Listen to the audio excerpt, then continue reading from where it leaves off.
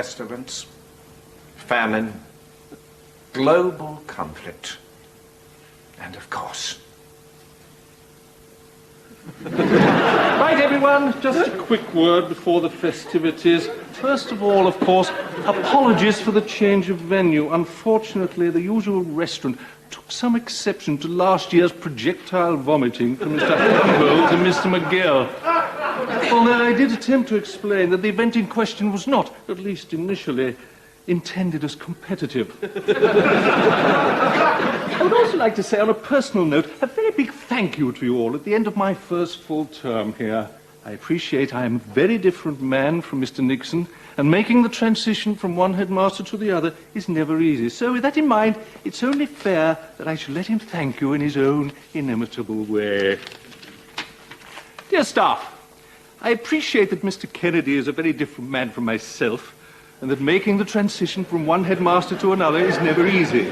So with that in mind, it's only fair that I let him thank you in his own inimitable way. And finally, Mrs. Slatt, I recognize your handwriting on my notes, and I'm certainly looking forward to whatever exotic apparel you're intending to wear this evening. Please remind everyone, hot fancy dress. I'm sure you'll be raising everyone's temperature this evening, Mrs. Slatt. Not fancy dress.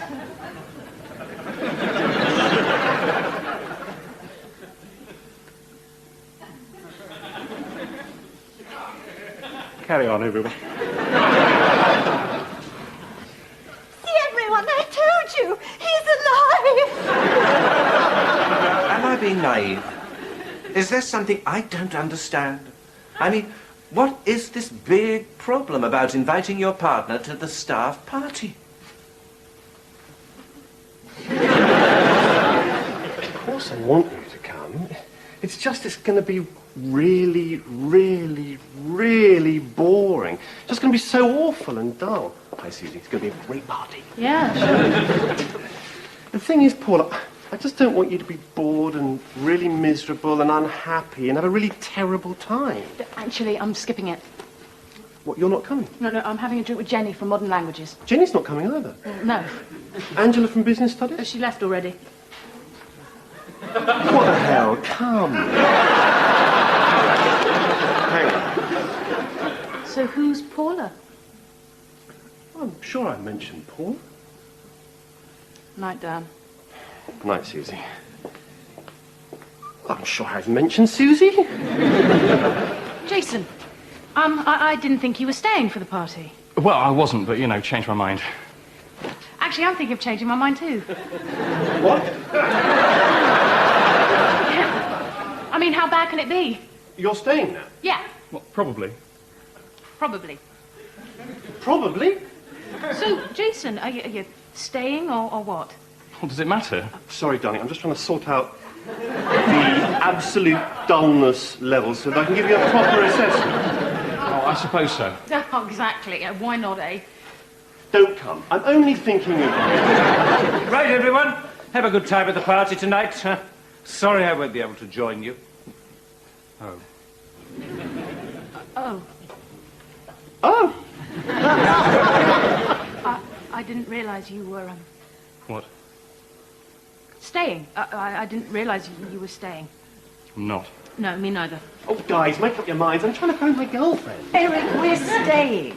No, we're not, dear. Yes, we are, dear. No, we're not. Yes, we are, dear. However hard you try, it is not actually possible to leave a party. This results in a very sad phenomenon.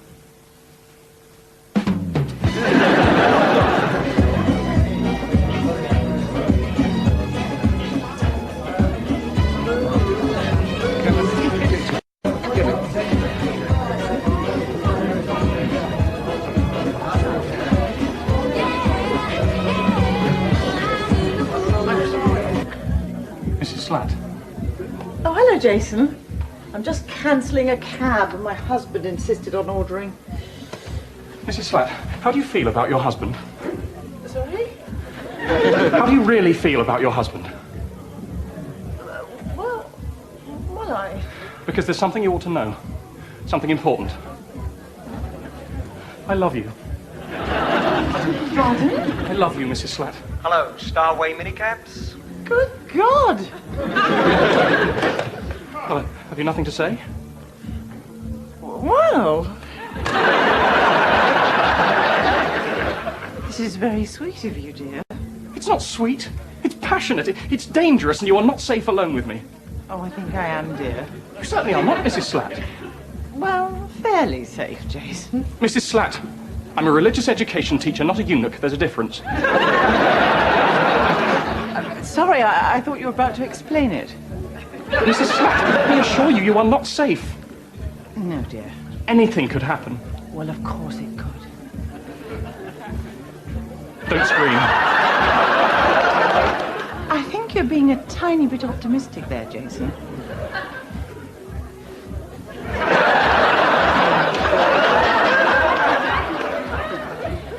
Jason, I don't know what anyone's told you about this, but I'm afraid you're still a virgin. For God's sake, feel something. Well, thanks for the offer, but I'd rather just stand here. Oh, no, I didn't mean... I just meant... Look, I'm really not very experienced at this sort of thing. Jason, I think it's about time you moved your hands. Or what, you mean sort of jiggle them a bit? No, Jason, I mean move your hands away. Oh, right, of course, yes.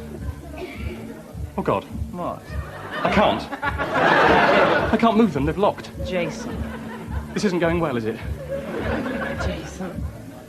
Whatever you may think of my husband, I can assure you there's one area where he's never let me down. Where I'm concerned, Jason, Eric is the most jealous and fiercely protective man I've ever known. Janet, let go, Mr. Cockfoster. Just going to check on that cab. Have you seen the time? Mr. Slatt, please understand that I'm terribly, terribly sorry. What? Well, you know, your wife's breasts. Oh, well, thank you, Mr. Cockfoster, but there's a lot more to a relationship. Eric! Starway minicabs. Dear God. Have you nothing to say About what, dear? about Mr. Cockfoster fondling me? Well, Don't you care, Mr. Slatt? Don't you care at all? well, it was only Mr. Cockfoster, dear. For God's sake, he's a religious education teacher, not a eunuch. There's a difference. You want to jump in on that? You know, these things happen. Let's all be reasonable. Reasonable. Eric, he was standing there and, without my permission, fondling my breasts. What are you trying to tell me, that there are faults on both sides? Well, I suppose, but they're pretty symmetrical. Eric! Yes, dear. Go away. Oh, all right, dear, if that's what you want. No. You are remembering. Mrs. Slatt, I apologize for having placed you in this most difficult situation. Jason.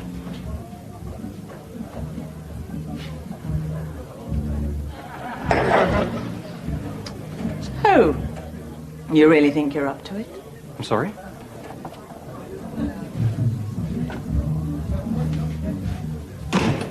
You think you can deal with a woman like me?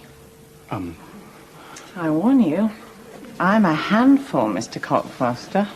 Well, very nearly. Oh, you mean... So, this, not a eunuch thing. Yes?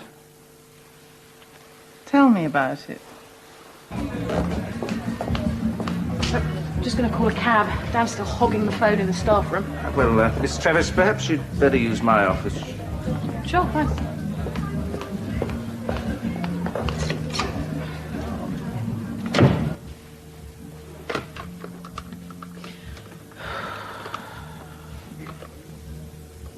Hello, Starway minicabs.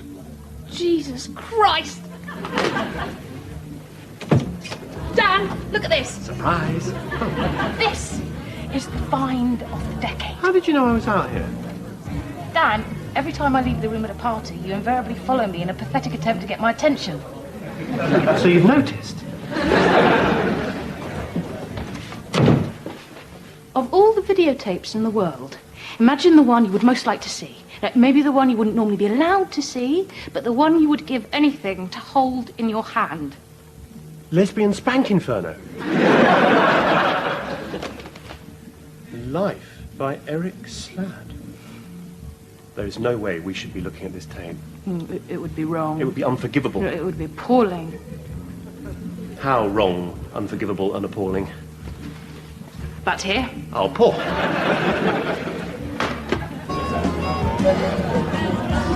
you know, I once had a strange dream about Alice. Really, Miss Tripler? He was inflating a balloon, and it just got bigger and bigger and bigger. How extraordinary. Bigger and bigger. And the strangest thing of all, Mr. Kennedy, I was the balloon. Really? Bigger and bigger until I just couldn't bear it. And then I burst. Yeah, me. How distressing. Oh, no, it was all right. Until Mother turned up with a machine gun.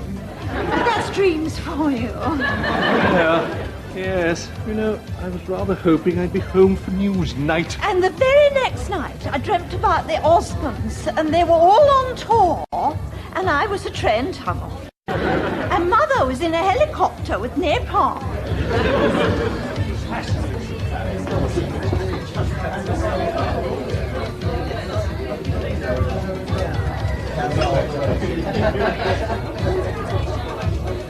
Where are you going with that? Your wife wanted a drink. And, what are you doing with my wife? Just talking about sex. I mean religion. Sex in religion. Forgetting. I mean, God invented sex, didn't he? That's why he's so often mentioned during it. When I was a kid, my parents slept in the next room. I used to think they got very excited when they were praying. What got me interested in prayer in the first place? Bit of a wrong turning there. Never mind.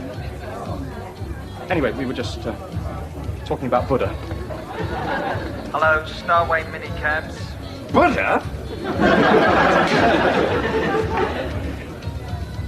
Cliff Richard was a nuclear physicist. And I was the atom.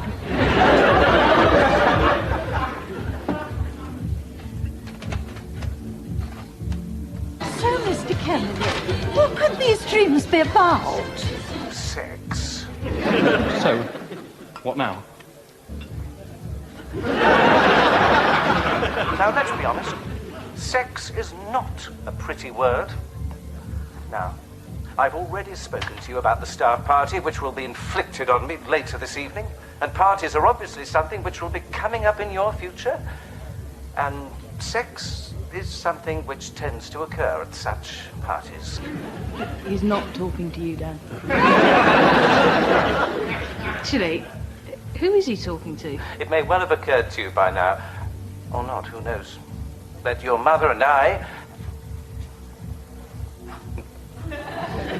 have had, as it were, sex. They don't have kids, do One they? day, obviously, you'll wonder about where you came from. And so I'm preparing this answer for you now, just, you know, in Maybe she's case. pregnant. Yeah, but he's firing blank, so that's the rumour. Though obviously you will not be allowed to watch this tape until you are a certain age. I'm telling you, he's talking to his unborn child. We should not be watching this. Absolutely not. The facts are these. And lo and behold, it turned out that the endoscope was Mr. Spock. Hello, Starway minicabs. Mr. Spock! Who is this? Well, what can it all mean, Mr. Kennedy? Don't suppose I'll make it home for news night anyway. Mr. Slatt, do you suppose anyone would mind if I switched on news night? Oh, Jeremy Paxman, don't get me started on Jeremy Paxman. I was a chocolate pot. Anyway, that's how sex works.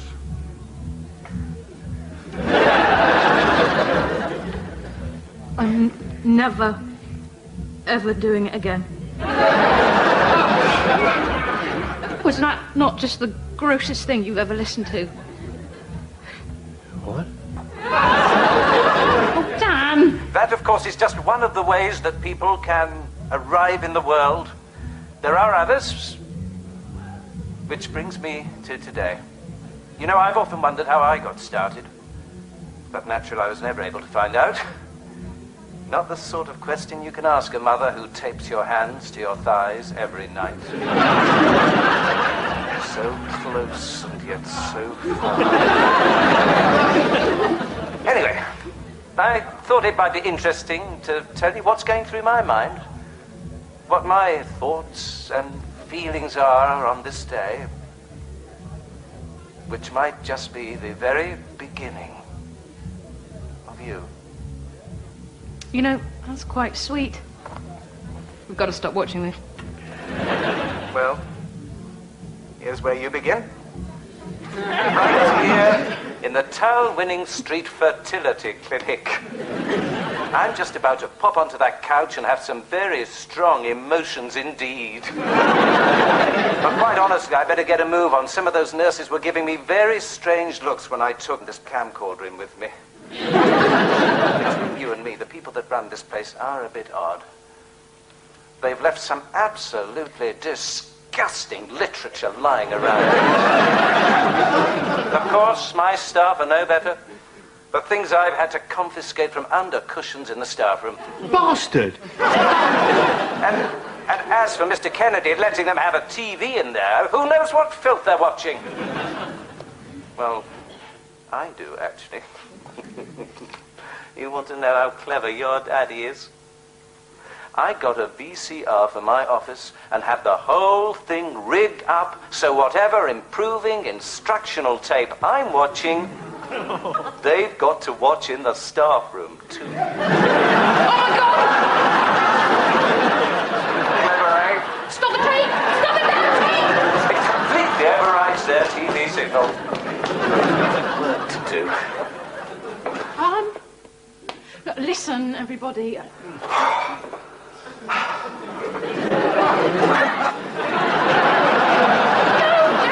Pause it! Mr. Slatt. That was,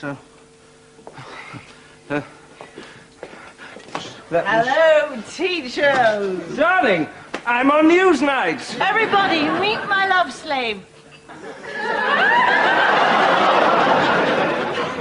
I'm on Newsnight. I'm not saying much. Mr. Slatt, it's on the VCR in your office. Dan, stop the tape! What? Get the pause off! I never touched him. I think, everybody, we're missing the main point. So can we please focus on that? What's Jeremy Paxman doing in a fertility clinic? Same as Eric, probably, discovering he hasn't got any. Which is why I've taken on my little love slave here.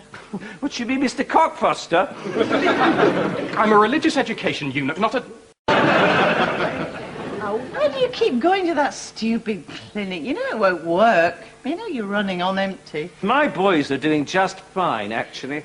My little fast trackers are on the case. But they don't do anything, do they? I mean, how long have they been trying now? They're just not ready. What? They're shy. Shy? Oh, Eric, when are you going to face the truth? When can we try something else? Mrs. Slatt, I am not shy. What do they really tell you at that clinic? Mrs. Slatt, my seed is ready. Get a cup and go next door, dear. What? After you pop love, grown-ups talking. So, Eric, tell me, what do they say? Right, I'll show you. I'll explain. I'll demonstrate with study aids. What exactly are you planning? Right, clear the floor, everyone. Come, clear a big space. Oh, Eric, for God's sake! Will you kindly clear a big space? I'm going to demonstrate my fertility. Eric, what are you doing? Mr. Humboldt, I need your assistance. Oh, I don't think so. Mr. Humboldt, will you please sit in the chair? Now, pay attention. I am a sperm. And Mr. Humboldt is the egg.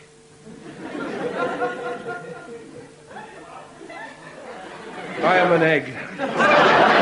Oh, Eric, please don't do this. This will make everything much clearer. This is what they explained to me at the clinic. Bollocks. Well, you just have to imagine those. Here I am at the start of my journey. Whoa! Well, that was quick. Where am I? Saucy. I think I'll go for a bit of a swim. Hope I don't bump into too many people. I'm a bit shy.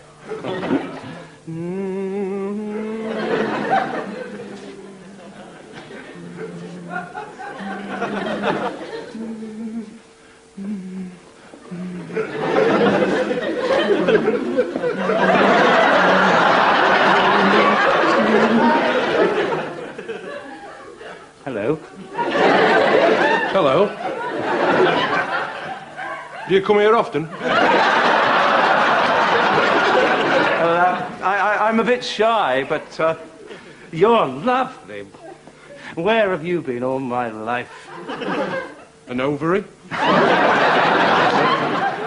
Now, this is where I attempt to penetrate the egg.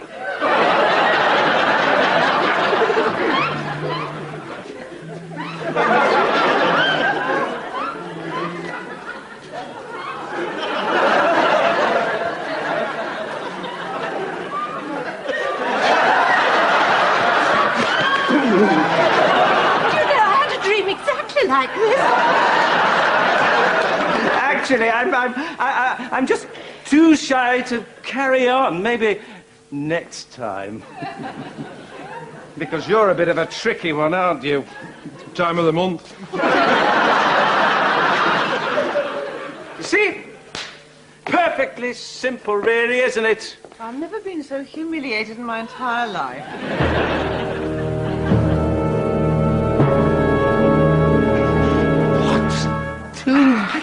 You. I know him pretty well.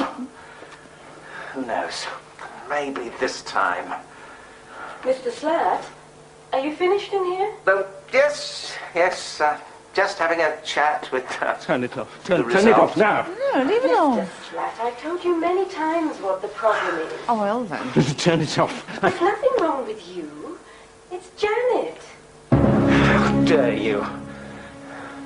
You will not make that kind of remark about my wife. And if you start filling her head with all that socialist nonsense, I'll tell everyone you cheated during A-levels 10 years ago. I didn't. That won't stop me telling them. Now, any sensible medical person will tell you that I happen to suffer from a certain reproductive shyness, which is the real... Well, I'll tell you one thing. Newsnight have not heard the last of this!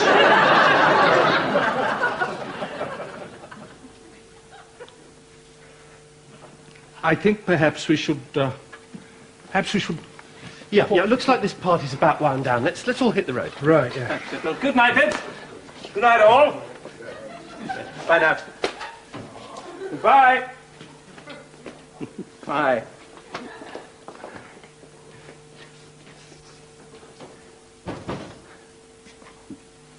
Doctors, eh? They're wrong about everything. Bunch of socialists.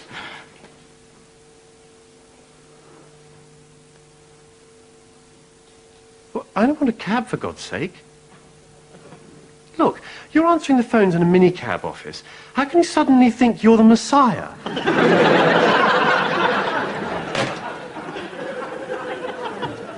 Didn't actually manage to book a cab. Though I think I might have agreed to sacrifice a goat. I'm never drinking, or going to a party, or leaving my house again.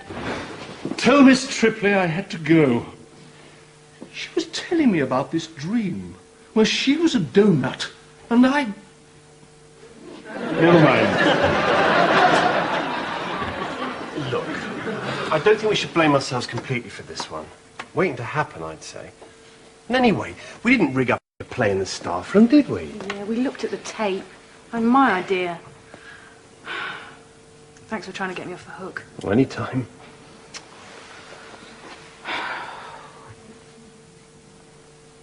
Stop thinking that. I wasn't. I really, really wasn't. I concentrated. I was talking to myself. Oh, sorry. Right. Suzy, where's Mr. Kennedy? Elvis has left the building.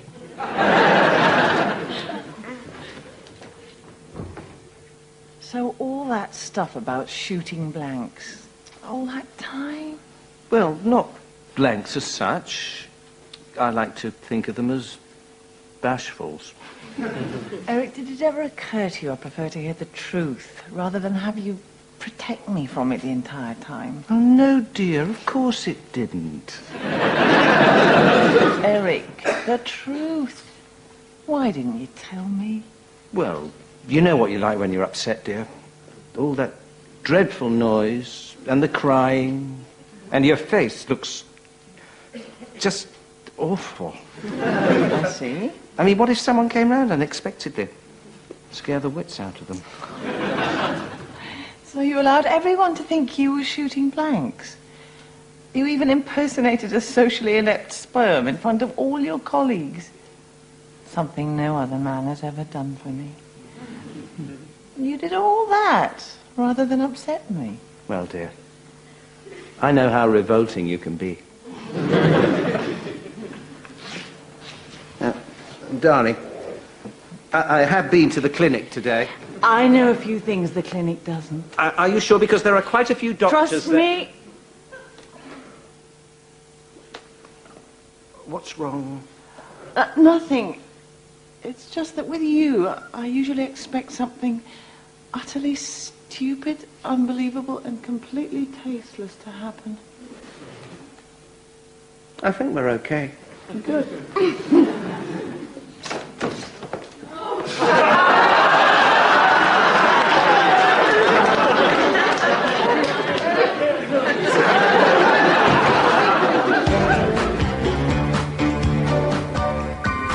Braving treacherous seas and the world's driest desert, Michael Palin continues his journey full circle here on BBC One next.